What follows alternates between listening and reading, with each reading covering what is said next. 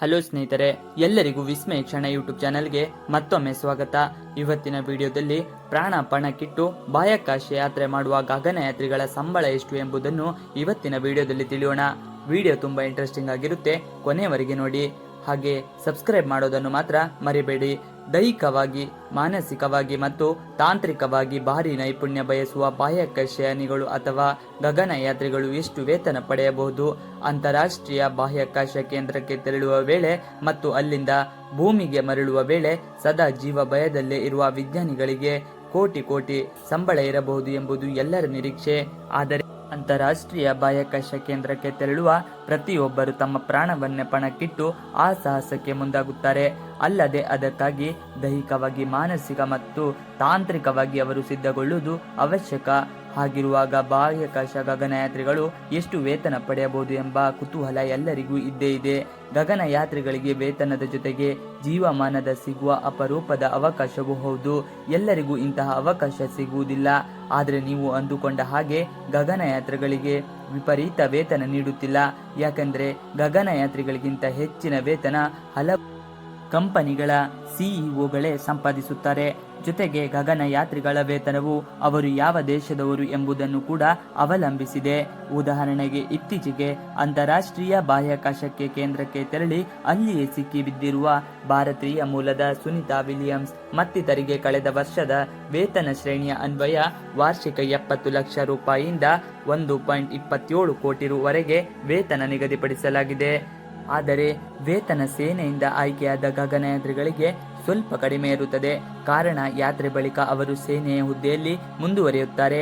ಉದಾಹರಣೆಗೆ, ಭಾರತೀಯ ಮೂಲದ ರಾಜಾಚಾರಿ ಅವರ ಮಾಸಿಕ ವೇತನ 8.92 ಲಕ್ಷ ರೂನಷ್ಟಿದೆ.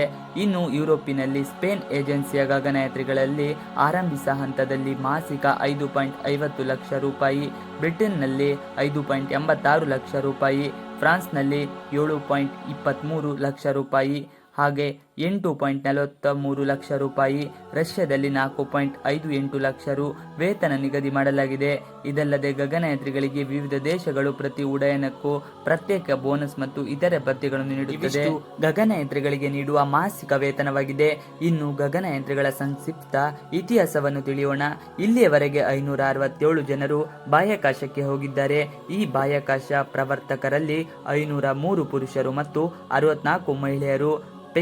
ಪೆಗ್ಗಿ ವಿಟ್ಸನ್ ಅವರು 289 ದಿನಗಳಲ್ಲಿ ಮಹಿಳೆಯೊಬ್ಬರಿಗೆ ದೀರ್ಘಾವಧಿಯ ಏಕೈಕ ಬಾಹ್ಯಾಕಾಶ ಹೋರಾಟದ ದಾಖಲೆಯನ್ನು ಹೊಂದಿದ್ದರು. ಇದು 328 ದಿನಗಳ ಕಾಲ ಕ್ರಿಸ್ಟಿನ್ ಕೋಚ್ ಅವರ ಹಾರಾಟದಿಂದ ಮುರಿಯಿತು.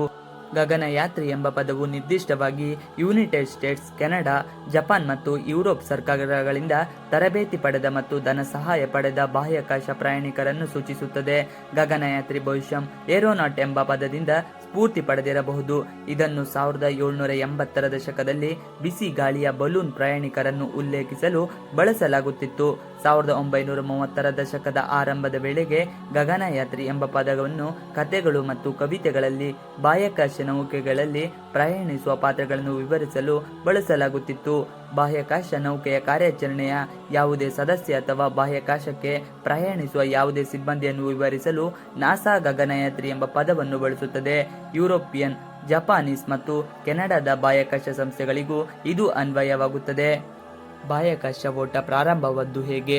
1950ರ ದಶಕದ ಕೊನೆಯಲ್ಲಿ ಮತ್ತು 1960ರ ದಶಕದ ಆರಂಭದಲ್ಲಿ ಸೋವಿಯತ್ ಒಕ್ಕೂಟ ಮತ್ತು ಯುನೈಟೆಡ್ ಸ್ಟೇಟ್ಸ್ ಶೀತಲ ಸಮರವನ್ನು ನಡೆಯುತ್ತಿದ್ದವು. ಇದರರ್ಥದ ಪೂರ್ಣ ಪ್ರಮಾಣದ ಯುದ್ಧವು ಉಲ್ಬಣಗೊಳ್ಳುತ್ತಿದ್ದರೂ ಯುದ್ಧದ ಬೆದರಿಕೆ ಯಾವಾಗಲೂ ದಿಗಂತದಲ್ಲಿದೆ. ಸೋವಿಯತ್ ಯೂನಿಯನ್, ಕಮ್ಯುನಿಸಂ ಮತ್ತು ಯುನೈಟೆಡ್ ಸ್ಟೇಟ್ಸ್ ಪ್ರಜಾಪ್ರಭುತ್ವ ಎರಡು ವಿಭಿನ್ನ ಸಿದ್ಧಾಂತಗಳು ಬಹುತೇಕ ಎಲ್ಲದಕ್ಕೂ ಸ್ಪರ್ಧಿಸಿದವು ಮತ್ತು ಇದು ಬಾಹ್ಯಾಕಾಶಕ್ಕೆ ಓಟಕ್ಕೆ ಮೀರಿದೆ.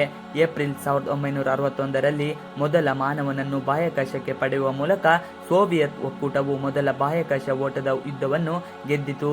ಇದು ಗಗನಯಾತ್ರಿ ಯೂರಿ ಗಗಾರಿನ್, ಯುನೈಟೆಡ್ ಸ್ಟೇಟ್ಸ್ ಗಗನಯಾತ್ರಿ ಅಲನ್ ಶೆಪರ್ಡ್ 1 ತಿಂಗಳ ನಂತರ ಬಾಹ್ಯಾಕಾಶಕ್ಕೆ ಹೋಗಲಿಲ್ಲ.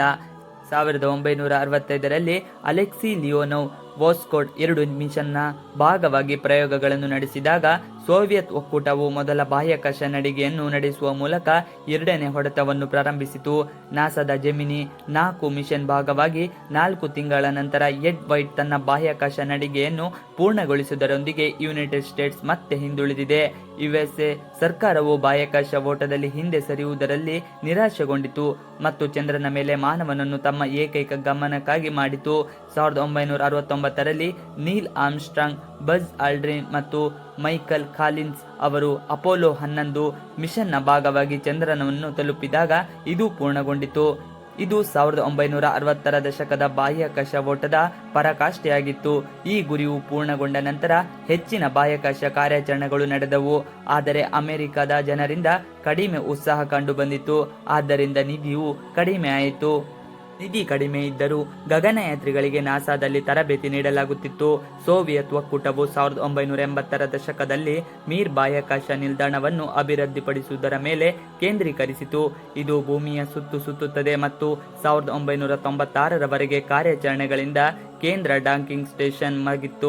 ಈ ಬಾಹ್ಯಾಕಾಶ ನಿಲ್ದಾಣವು ನಿರಂತರವಾಗಿ ಭೂಮಿಯನ್ನು ಸುತ್ತುತ್ತದೆ ಮತ್ತು ರಷ್ಯಾದ ಗಗನಯಾತ್ರಿಗಳಿಗೆ ಆಧಾರವಾಗಿತ್ತು. ಶೀತಲ ಸಮರವು ಕೊನೆಗೊಂಡಾಗ ರಷ್ಯಾವು ಮೀರ್ ಬಾಹ್ಯಾಕಾಶ ನಿಲ್ದಾಣವನ್ನು ಎಲ್ಲ ರಾಷ್ಟ್ರಗಳ ಗಗನಯಾತ್ರಿಗಳು ಮತ್ತು ಟೈಕೋನಾಟ್ಗಳಿಂದ ತೆರೆಯಿತು. ಇದು ವೈಜ್ಞಾನಿಕ ಬಾಹ್ಯಾಕಾಶ ಪ್ರಯತ್ನಗಳನ್ನು ಹೆಚ್ಚು ಸಹಕಾರಿಯಾಗಿಸಿತು ಮತ್ತು ಬಾಹ್ಯಾಕಾಶ ಪ್ರಯಾಣದ ಸಂಪೂರ್ಣ ಹೊಸ ಯುಗವನ್ನು ಅಭಿವೃದ್ಧಿಪಡಿಸಿತು. ಇನ್ನು ಮೀರ್ ಬಾಹ್ಯಾಕಾಶ ನಿಲ್ದಾಣದ ಕಕ್ಷೆಯು ಕ್ಷೀಣಿಸಿದಾಗ ಅದನ್ನು ಐಎಸ್ಎಸ್ ಅಥವಾ ಅಂತಾರಾಷ್ಟ್ರೀಯ ಬಾಹ್ಯಾಕಾಶ ನಿಲ್ದಾಣದಿಂದ ಬದಲಾಯಿಸಲಾಯಿತು. ಈ ಬಾಹ್ಯಾಕಾಶ ನಿಲ್ದಾಣವು ಪ್ರತಿ 93 ನಿಮಿಷಗಳಿಗೊಮ್ಮೆ ಭೂಮಿಯನ್ನು ಸುತ್ತುತ್ತದೆ ಮತ್ತು ಇದು ಪ್ರಯೋಗಗಳನ್ನು ನಡೆಸಲು, ಮಾದರಿಗಳನ್ನು ಸಂಗ್ರಹಿಸಲು, ಸಂಪೂರ್ಣ ಬಾಹ್ಯಾಕಾಶ ನಡಿಗೆ ಮತ್ತು ಉಪಕರಣಗಳನ್ನು ನಿರ್ವಹಿಸಲು ದೈತ್ಯ ಕಕ್ಷೆಯಲ್ಲಿರುವ ವೈಜ್ಞಾನಿಕ ಪ್ರಯೋಗವಾಗಿದೆ. ಇದನ್ನು 2 ಭಾಗಗಳಲ್ಲಿ ವಿಂಗಡಿಸಲಾಗಿದೆ. ಒಂದನ್ನು ರಷ್ಯಾ ಮತ್ತು ಇನ್ನೊಂದು ಯುನೈಟೆಡ್ ಸ್ಟೇಟ್ಸ್ ಮತ್ತು ಇತರ ರಾಷ್ಟ್ರಗಳಿಂದ ನಿರ್ವಹಿಸುತ್ತದೆ. ಗಗನಯಾತ್ರಿಗಳ ಬಗ್ಗೆ ಕೆಲವು ಮೋಜಿನ ಸಂಗತಿಗಳು. ಗಗನಯಾತ್ರಿಗಳು ಈ ವಿಶೇಷ ರೀತಿಯ ಡೈಪರ್ ಅನ್ನು ಧರಿಸಬೇಕಾಗುತ್ತದೆ. ಇವುಗಳು ಮಗುವಿನ ಶೈಲಿಯ ಡೈಪರ್ಗಳಲ್ಲ. ಇವುಗಳನ್ನು ತಾಂತ್ರಿಕವಾಗಿ ಗರಿಷ್ಠ ಹೀರಿಕೊಳ್ಳುವ ಉಡುಪುಗಳು ಎಂದು ಕರೆಯಲಾಗುತ್ತದೆ.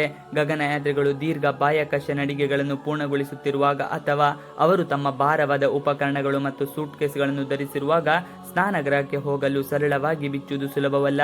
ನೈರ್ಮಲ್ಯ ಮತ್ತು ಸುರಕ್ಷತೆಯ ಕಾರಣದಿಂದಾಗಿ ಅವರು ಈ ಡೈಪರ್ಗಳನ್ನು ಅವಲಂಬಿಸಿದ್ದಾರೆ. ಎಲ್ಲ ಅಮೆರಿಕನ್ ಗಗನಯಾತ್ರಿಗಳು ರಷ್ಯನ್ ಭಾಷೆಯನ್ನು ಓದಲು ಸಾಧ್ಯವಾಗುತ್ತದೆ. ಬಾಹ್ಯಾಕಾಶ ಪ್ರಯಾಣವು ಹೆಚ್ಚು ಸಹಕಾರಿಯಾಗುವುದರಿಂದ ಅಂತಾರಾಷ್ಟ್ರೀಯ ಬಾಹ್ಯಾಕಾಶ ನಿಲ್ದಾಣದ ರಷ್ಯಾದ ಭಾಗದ ಕೆಲಸ ಮಾಡಲು ಗಗನಯಾತ್ರಿಗಳು ರಷ್ಯಾದ ಕೈಪಿಡಿಯನ್ನು ಓದಲು ಸಾಧ್ಯವಾಗುತ್ತದೆ. ಇನ್ನು ಮೂರನೆಯದಾಗಿ, ಬಾಹ್ಯಾಕಾಶದಲ್ಲಿ ಮೂಳೆ ಮತ್ತು ಸ್ನಾಯುಗಳು ಕ್ಷೀಣತೆಯು ನಿಜವಾದ ಅಪಾಯವಾಗಿದೆ. ವಾತಾವರಣ ಮತ್ತು ಪರಿಸರವು ಮಾನವರಿಗೆ ಅಸ್ವಾಭಾವಿಕವಾಗಿದೆ. ಆದ್ದರಿಂದ ಸ್ನಾಯುವಿನ ದ್ರವ್ಯರಾಶಿ ಮತ್ತು ಮೂಳೆಯ ಸಾಂದ್ರತೆಯನ್ನು ಕಾಪಾಡಿಕೊಳ್ಳಲು ವ್ಯಾಯಾಮವು ನಿರ್ಣಾಯಕವಾಗಿದೆ.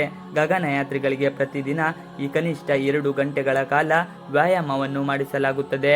ಇನ್ನು 4ನೇದಾಗಿ, ಗಗನಯಾತ್ರಿಗಳು ವಾಸ್ತವವಾಗಿ ಬಾಹ್ಯಾಕಾಶದಲ್ಲಿ ವಿಸ್ತರಿಸುತ್ತಾರೆ. ಮೈಕ್ರೋಗ್ರಾವಿಟಿಯಲ್ಲಿ ಅವರು 3% ಎತ್ತರಕ್ಕೆ ಬೆಳೆಯುತ್ತವೆ. ಆದಾಗ್ಯೂ ಅವರು ಭೂಮಿಗೆ ಹಿಂದಿರುಗಿದಾಗ ಅವರ ಎತ್ತರವು 3 ಅಥವಾ 4 ತಿಂಗಳ ನಂತರ ಸಾಮಾನ್ಯ ಸ್ಥಿತಿಗೆ ಮರಳುತ್ತದೆ. ಇನ್ನು 5ನೇದಾಗಿ, ಅಪೋಲೋ 16 ಮಿಷನ್ನಲ್ಲಿ ಗಗನಯಾತ್ರಿ ಚಾರ್ಲ್ಸ್ ಡ್ಯೂಕ್ 1972ರಲ್ಲಿ ಚಂದ್ರನ ಮೇಲೆ ಇಳಿದರು. ಅವರು ತಮ್ಮ ಕುಟುಂಬದೊಂದಿಗೆ ಚಂದ್ರನ ಮೇಲ್ಮೈ ಬೆಂಚ್ ಮೇಲೆ ಕುಳಿತಿರುವ ಚಿತ್ರವನ್ನು ಬಿಟ್ಟರು. ಛಾಯಾಚಿತ್ರದಲ್ಲಿ ಹಿಂಭಾಗದಲ್ಲಿ ಅವರು ಚಿತ್ರಕ್ಕೆ ಸಹಿ ಮತ್ತು ದಿನಾಂಕವನ್ನು ನೀಡಿದರು. ಇದು ಇಂದಿನವರೆಗೂ ಚಂದ್ರನ ಮೇಲೆ ಉಳಿದಿದೆ. ಮತ್ತು ಇವಿಷ್ಟು ಇವತ್ತಿನ ವಿಡಿಯೋ. ಈ ವಿಡಿಯೋ ನಿಮಗೆ ಇಷ್ಟ ಆದರೆ please like, share and subscribe ಮಾಡಿ. ನೀವು ನಮ್ಮ ಯೂಟ್ಯೂಬ್ ಚಾನಲ್ಗೆ ಸಬ್ಸ್ಕ್ರೈಬ್ ಆಗಿಲ್ಲ ಅಂದರೆ ಬೇಗ ಸಬ್ಸ್ಕ್ರೈಬ್ ಮಾಡ್ಕೊಳ್ಳಿ. ನಾವು ಹಾಕುವಂಥ ಎಲ್ಲ ವಿಡಿಯೋಗಳು ನಿಮಗೆ ನೋಟಿಫಿಕೇಶನ್ ಮುಖಾಂತರ ದೊರೆಯುತ್ತದೆ. Thanks for watching video. Please like, share and subscribe our channel for more videos.